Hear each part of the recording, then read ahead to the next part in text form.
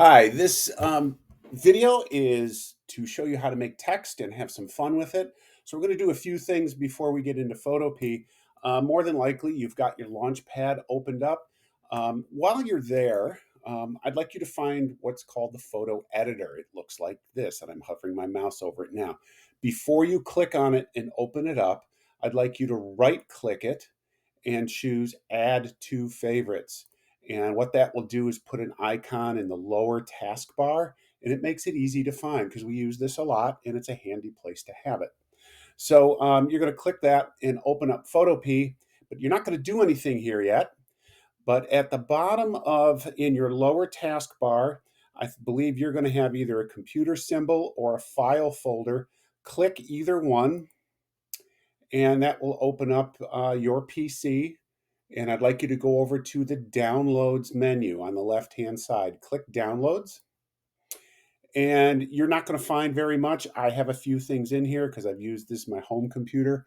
Um, you need to go to hover your mouse over big, empty, open space and right-click it. And when you right-click, you will get a menu, and you find the word New. And when you hover over the top of it, you want to find folder. So you'll click folder, and now you can name it. And you want to name this text, and then just hit the enter button, and you've got it named. So this is where you're going to put all your work for today. In the next couple of projects that we deal with text, that's where it's all going to go. All right, so you can exit out of that window because we don't need that for a while.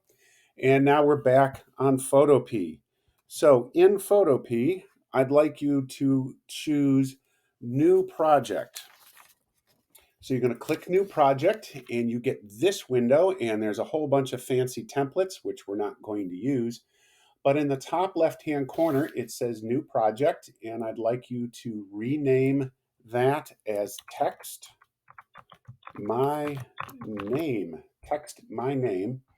And then before you click create, I'd like you to click this square where it says FB event image. You're going to click that, and that'll set up the size of the piece of paper we're going to be writing on, and then click create. And when you do, you get this big white rectangular piece of digital paper that we're going to write on. So the first thing we're going to do, change the color or the pattern of your background. This is laid out. On the right-hand side is your layers panel. At the bottom of the layers panel, there's a whole bunch of little itty-bitty icons in the bottom right-hand corner. You're going to want to choose this circle that's half filled in. And you click it, and that's called an adjustment layer. At the very top, there are three choices, and I'd like you to go through all of them and play with them. Color fill will pull up the color picker, and then you can click inside of it, and you can move your mouse up and down the rainbow on the side to choose different colors. And then if you want, you can move the circle in the middle, and it will preview the color for you over here. And when you find the color you would like, you click OK, and it colors your background. All right. Now you'll notice on the right-hand side, you've got two layers, background and color fill. If you don't like what you've just chosen, you're going to click and hold the color fill layer, and you're going to drag it all the way to the bottom to the trash can and throw it away.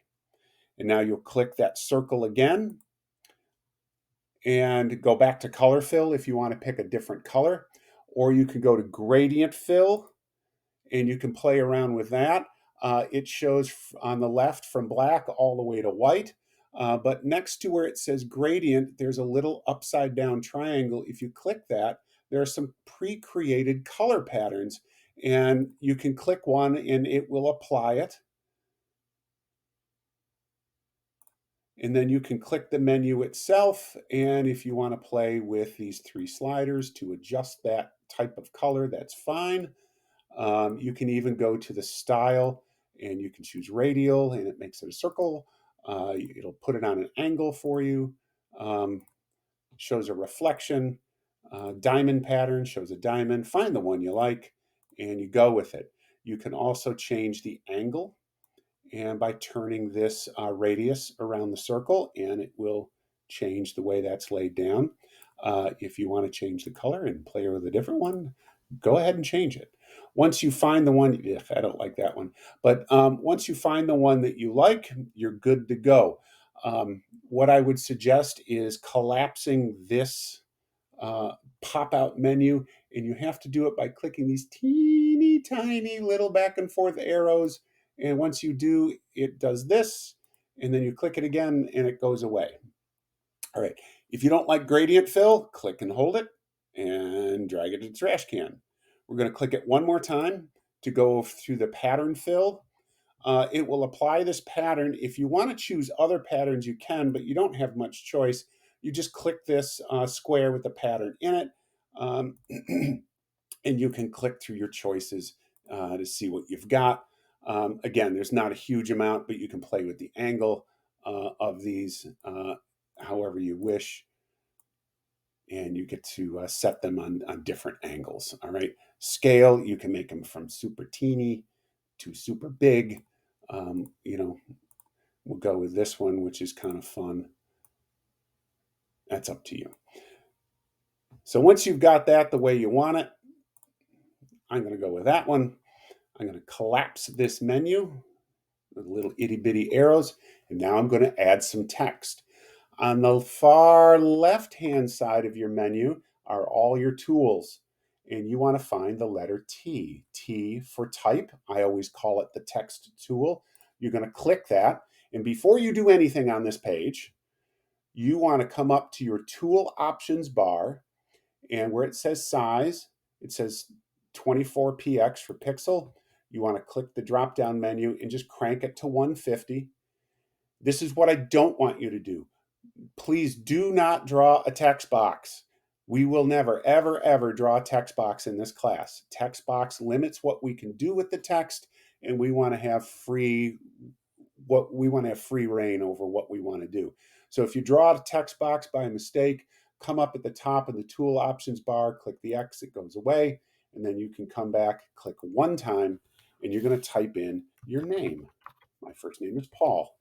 It's not the size, the font, or the color you want. We'll go over that in a minute.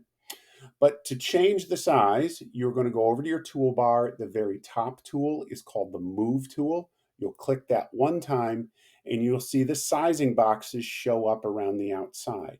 If you don't see these, go up to the options bar and check the transform controls so it's blue, and then they'll show up.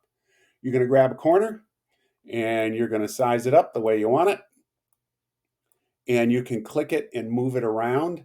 And every once in a while, you'll see these red lines show up. This is to tell you that you've got it in the center. This is the center, horizontal center, top and bottom. And if I move it around enough, you will find the vertical center, left and right. And now if you get both of those, it's dead center. All right, so once you're done with that, you're going to click the check mark in the tool options bar, and you are going to go back and click the T for text. And in the tool options bar, you're going to click this black square. This will give you your color picker.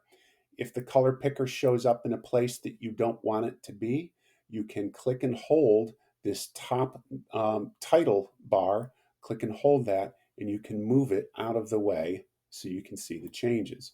And again, you're going to click inside, just like we did before on the color picker, and you can move these up and down, and you'll find a nice color that goes along with your background color.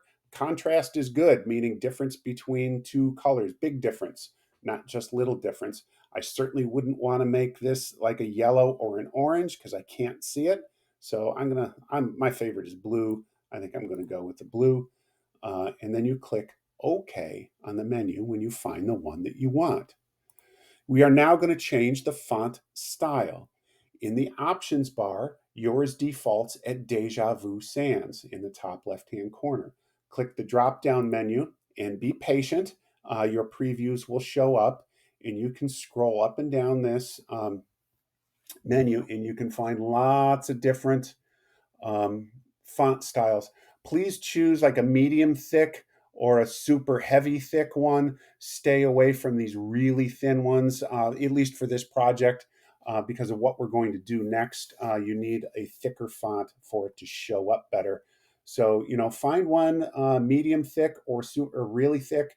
I'm going to go with East C, whatever, and give it a second and it'll show up. You don't like it, go back, pick another one. I happen to like this one, so I'm going to go with it. Oops. Now I'm going to click my move tool again. I'm going to move it around, and because the font choice was smaller than I had before, I'm going to have to resize it. And I always like to put it in the center and make it big. What you don't want to do, bad graphic design tip, do not put it right on the edge of your paper. That looks horrible. You may not think it does, but you don't know what is good graphic design and what is bad graphic design. But bad graphic design, don't put it on the edge. That just looks horrible. All right, wonderful. Once you have it sized again, click the check mark and you're all set to go. If you would like to tilt this with your move tool selected, if you move your mouse top right hand corner by the corner box, it will turn from a white back and forth arrow to a curvy black arrow. You click and hold that arrow and you can tilt. Well, let's put a tilt on it. All right. And then click the check mark in the tool options bar. If you don't click this, you can't do anything else. So you're going to click it so you can move on to the next thing. The next thing we're going to do is apply some effects to really give this some punch. Right now it's two-dimensional, it's flat laying on there. We're going to make it look kind of cool. At the bottom of your layers palette, bottom right-hand corner, you're going to click Effects. Click that. And we're going to start with bevel and emboss. We're not going to go through all of these. We're only going to do 3. You'll click bevel and emboss, and your layer style menu will show up. And I'm going to click the title bar, and I'm going to move it out of the way so I can see the changes as I make them. So bevel and emboss is clicked. It's dark to show that we can work on that. You're going to use these 3 sliders. You're going to click and hold. And as you move them, you will see some slight changes that they make.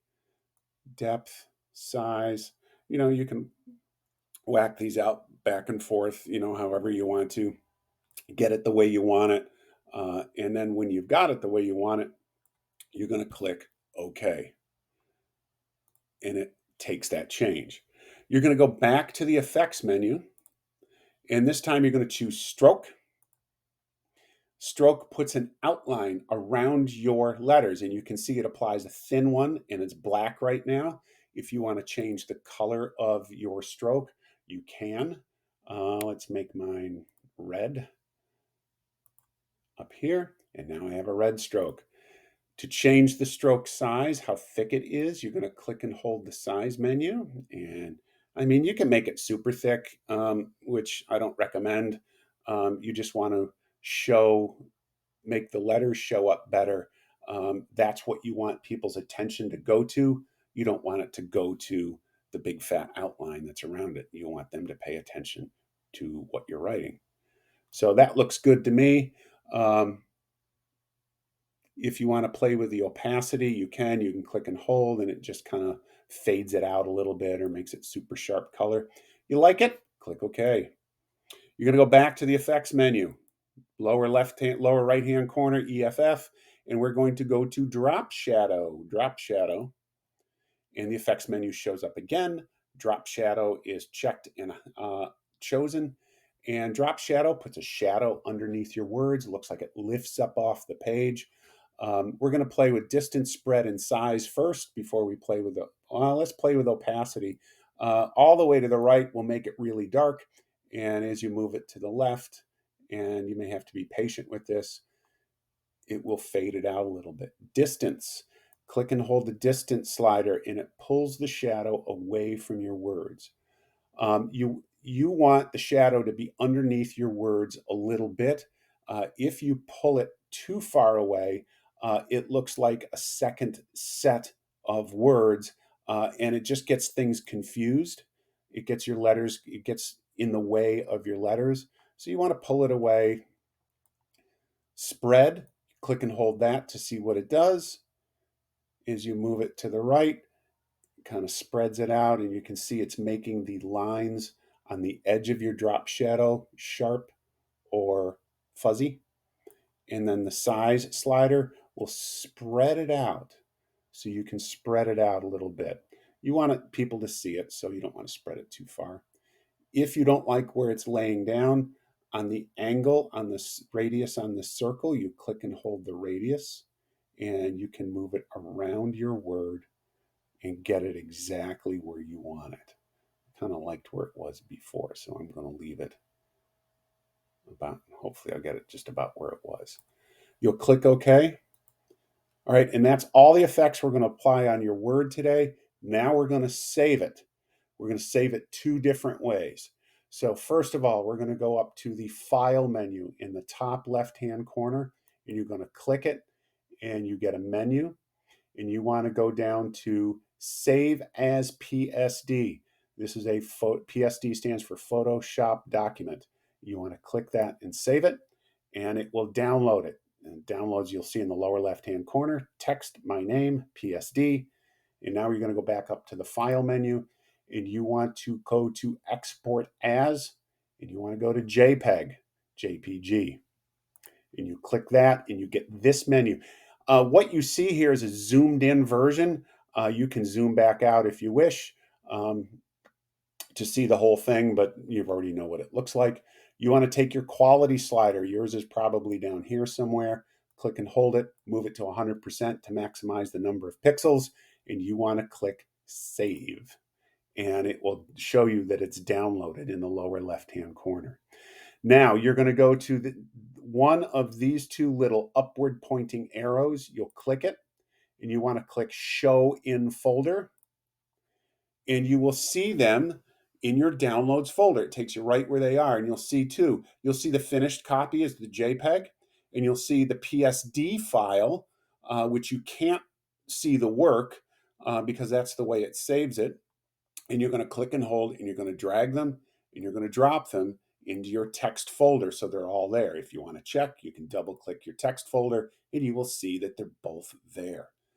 The reason for the PSD file is if we want to go back and work on this later, we want to preserve our 3 layers that we have here in case we need to make changes. We can make changes if we want to change the background, we want to change the font style, we can go back and make those changes. But for now, you're done. Very good. I hope you end up with something you like that you can put on your wallpaper on your Chromebook.